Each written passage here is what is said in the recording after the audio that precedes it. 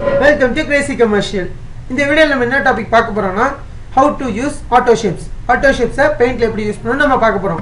First of all, paint window நீங்க open பண்ணனும். Paint ஐகானை கிளிக் பண்ணதுக்கு அப்புறம் பெயிண்ட் விண்டோ ஓபன் ஆகுது. இதுல பேசிக்கா பேக்ரவுண்ட் ஒயிட் கலர்ல இன்பில்ட்டா வச்சு தந்திருக்காங்க. First of all, எப்படி நம்ம auto shapes இம்ப்ளிமெண்ட் பண்றதுன்னு பார்க்க போறோம். Auto shapes அப்படினா என்ன? ஆல்ரெடி predefined shapes தான் auto shapes னு சொல்றாங்க. இது ஒரு பேக்கேஜ் மாதிரி இருக்கு. பாத்தீங்கன்னா என்னென்ன auto shapes அவேலபிளா இருக்குன்னு பாருங்க.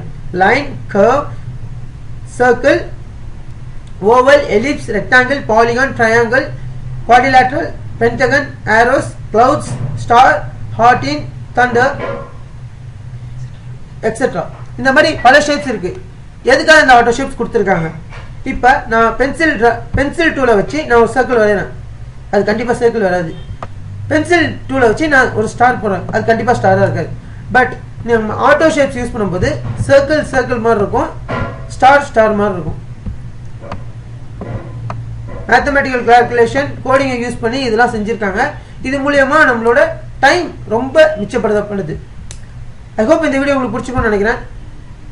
இந்த வீடியோ பிடிச்சிருந்தா லைக் பண்ணுங்க, ஷேர் பண்ணுங்க. மேலும் பல வீடியோக்காக இந்த சேனலை சப்ஸ்கிரைப் பண்ணுங்க. தேங்க்ஸ் ஃபார் வாட்சிங்.